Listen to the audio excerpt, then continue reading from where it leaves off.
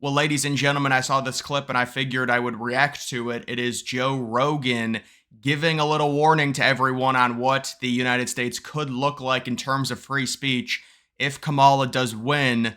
He says, quote, "I don't think it," meaning censorship, turns around if Kamala gets into office. I think they clamp down more, and I am going to be reacting to this. Yeah. I mean, I hope, I just hope this shit starts to turn around. I do too, but I don't think it turns around if Kamala Harris gets into office. I think they clamp down more. I think the same stuff that they were trying to do with Twitter, they'll try to do with something else and with other things. They've already openly discussed it. She's openly discussed that the same rules have to apply to Facebook, they have to apply to Twitter, and that Elon Musk could lose his privileges. And there's so many. Well, what about Joe Biden threatening Elon Musk the same way Chuck Schumer did with Trump? And look at what happened with Trump and all the legal problems after Schumer threatened him. Biden a few years ago threatened Musk right after he bought Twitter, and it was known and it was obvious that it was going to become more of an open platform, aka more Republican.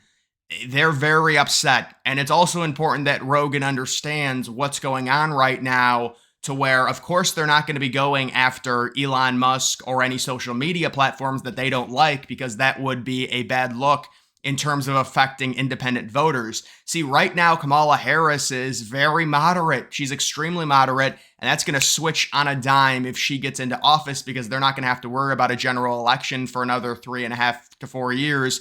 It's very interesting how all the illegal immigration was happening in 2021, 2022, and early 2023, but now they want to stop the illegal immigration. Well, why was it happening in 2022? Because they didn't have an election to win. Now they do. So you have to understand when it comes to something like, the script is out. Look at what Chuck Schumer said against Trump. Look at all the legal issues that Trump has now. Look at what Biden said about Elon Musk threatening him. And we know what's going to happen. And my prediction on X is there could be a huge event that's really bad. They blame it on X inciting violence, and then they try and clamp down and regulate X and force all the advertisers to stop advertising on the platform, make it completely unable for Musk to make money, and try and force them to sell it. That's what I think is going to happen. There's going to be some type of event where they'll blame it on X. They'll blame it on misinformation from X that was perpetuated by it.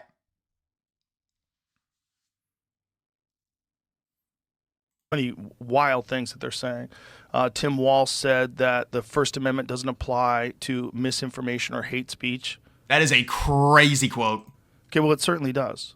It does. You know, sometimes people say things wrong, and the goal of the First Amendment is you say something wrong, and then this guy who's an expert says the right thing. Yeah. And then you correct them. Except during COVID when they silenced the experts when they were not saying the right thing. Yeah, I mean, the misinformation, it's just all opinion. Right. Well, so much of it turns out to be true. How about masks don't work? You would get screamed at for masks don't work. Well, guess what? They don't fucking work. They don't work. I remember. Fauci said masks don't work. What about the Russian disinformation? What about the 2016 Russia stealing the election? Listen, you can go on and on with this stuff, but Rogan is right. But we have to understand why they're not doing it right now, because they're trying to be moderate and win a bunch of independent white people in the Rust Belt. So they can't do any of this stuff. But if Harris gets in, and it really is more so just a Democrat arm where they control the executive branch, and it makes it easier for them to enforce their power. It's really not just Harris. She's the figurehead. They're just trying to get her over the finish line so they can really start in. And there's going to be serious problems with Elon Musk and X if she does end up winning. I think we all know that. That's basically inevitable. If Trump wins, it's going to be a lot more smooth. There's not going to be the censorship concerns, but if she wins, there's going to be, and of course it's all going to be manipulated, but they'll fall right in line. All the liberals will. There'll probably be some type of event. They'll blame it on X, and all the liberals will be like, how dare you? This is horrible. It spreads disinformation. It caused people's, lives to be put at risk. There's going to be some type of thing. And they'll try and take X away from Elon Musk. I mean, I think it's guaranteed. This is their playbook. We've seen it time and time again. How could you predict this? Well, it's very easy to predict because they do the exact same thing over and over again. Look at the stuff against Trump where they dig something up. They got 34 felony charges on him for something that was, past the statute of limitations. And now liberals all repeat it. It doesn't work anymore. I mean, nobody cares. They tried coining him the felon. It didn't work. That's why they don't do it anymore. But it's like they can just do whatever they want, and their supporters will be like, yeah, they'll just believe it, and they'll say whatever, and they'll call Elon Musk horrible. He's terrible. He shouldn't have the platform. It should be given to the government. The government should control it. They know what to do. They're right. And so they turn on their own in favor of the government. They turn on a citizen in favor of daddy government. None of these people have any religion. Their religion is the government. They're all atheists. That's why Kamala Harris wins atheists by like 67 points or whatever it is, and then Trump wins literally every single religion in the United States when it comes to the voter blocks. You've got this. I wanted to talk about this. Bloomberg. So I think Bloomberg is like the new Quinnipiac. I mean, their polls are just so outrageously left. It's not even close. I mean, you've got outliers, and then you've got Bloomberg. Harris winning Nevada by 7 points. All of their polls came out yesterday. They had Harris up in every swing state by 4 or 5 points. It's clear their polls are going to be completely inaccurate. I can guarantee their polls are going to be significantly overrating Harris. But we have to do this thing where we have to report on the Bloomberg polls. I will guarantee you they will significantly overrate Harris. That is a guarantee. It's not even close. Guarantee. But no, let's keep reporting on them. And it's just like, it's just a charade. Oh, she's going to win Nevada by 7 points. Oh, yeah. I don't think she's going to win Nevada by 2 points or 1 point, let alone 7 points. But it's like we have to report on it and see.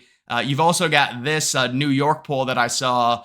And yeah, so this is pretty much in line with what we've seen. I think it's going to be anywhere from probably, you could argue maybe even a 10-point victory for Harris in New York. But what this does when it comes to the state of New York, because this is a state that Biden won by 23 points in 2020, it's very likely going to go down to about a 12-point victory for Harris. This is going to help Trump significantly in terms of the popular vote. Now, the popular vote really doesn't matter, but we would like to see Trump win the popular vote as well. And New York, it's a state that Trump is not going to win. You could argue, well, maybe this will start the shift to the right. Like maybe Republicans can be competitive in New York in 2028 or 2032. With big population states like this, it's very hard. The Democrats have kind of learned that with Texas. They thought they had a chance of flipping it in 2016, 2020, and now it's kind of like, no, it's not going to happen. And we would like to see Trump build on a lead in Texas of around 7 or 8 points, because it's been shrinking a little bit because of the movement, the migration from California to Texas. But in general, New York, it's very hard when you've got these states that have very high populations to flip them, especially when it's such a drastic lead like the Democrats had of around 23 points in 2020. But if Trump loses this state by 12 points, 10 points, that is a great performance in the state of New York. I could maybe even see like 9 points, honestly, because there were a few polls out of New York, and it's just you can tell New York is definitely getting redder. We saw what happened in the midterms. That was one of the big stories. Republicans underperformed in the midterms, but New York, those races in and around the Bronx, all of those districts were going to the right, significantly to the right. But either way, guys, that is just the situation surrounding New York. You've also got, this was interesting, a North Carolina updated general election. They've got Harris and Trump tied. But look at the favorabilities. They've got Waltz at +9, Harris at +6, Trump at -9. So they have Trump tied with Harris with a favorability significantly worse than Harris. I think that's a win for Trump, because I don't think their favorabilities are even close to this drastic of a difference. So I think that's a win for Trump to be tied with a favorability that much worse. We know Trump is probably going to have a worse favorability on average than Harris, but it's not that drastic of a difference, especially in a swing state like North Carolina. So to me, these are pretty good numbers for Trump out of North Carolina, considering the crosstabs on the favorability not being very good. The pollster doesn't look to be, graded out very well, but either way, a tie in North Carolina with that unfavorability rating that Trump has, it is pretty impressive there. You've also got Trump talking with Zelensky. Let's see what he has to say. So we have a very good relationship. And I also have a very good relationship, as you know, with President Putin. And I think if we win, I think we're going to get it resolved very quickly. I really think we're going to get it resolved. I hope we have more good relations. We're going to have, I see. Yeah. Right. So what Trump is basically saying is, if we, meaning the United States, wants to be the facilitator of a peace deal, we need to have cordial relations with both parties. And he's absolutely right. And so this is like the whole idea of it. This is another reason. This is a big reason why people should vote for Trump, especially independent people. He has dialogue right now while he's not even in office with Zelensky. Zelensky is meeting with him. he's got dialogue with Zelensky, and we know he's got a relationship with Putin to where it seems like he can facilitate some type of peace deal. He's talking to both of them. He has a good relationship with both of them. And so this is good news. This is diplomat Trump, and he looks really good doing this. And this is another great reason we get this war figured out and we get some type of peace deal done. Now, maybe you could say, well, it's a Band-Aid. Something is going to come up in the future. But ideally, we would at least have dialogue towards some type of peace agreement between Russia and Ukraine. And it seems like Zelensky is willing to play ball. And with him meeting with him, I think Zelensky understands and his people know it's very likely Trump is going to win this election. And that's why we want this peace deal. They want dialogue. This is the second time they're meeting. They had some type of conversation like a month and a half to 2 months ago. Now they're meeting at Trump Tower. And so really good news when it comes to that and potential peace with Russia and Ukraine, which is what liberal people do not want. That they want Ukraine to win, which is it's not possible. And there's just so many issues with allowing a war in 2024 to go on longer. You're risking so much when you could end it. It's absurd. There's too many variables at play with war in 2024 with the technology that we have. We want the hot wars to be ended immediately. Liberals, I don't know if they don't have the foresight to understand that this, every day that this goes on, it is a major problem, especially considering if another war kicks up like in the Middle East, then it spirals out of control, and then Russia, Ukraine, something happens. Maybe you've got NATO countries using missiles into Ukraine.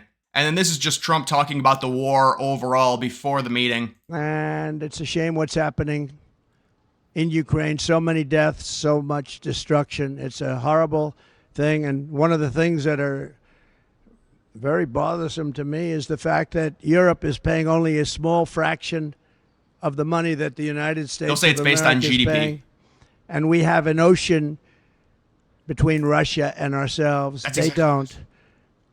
So that is exactly what I said.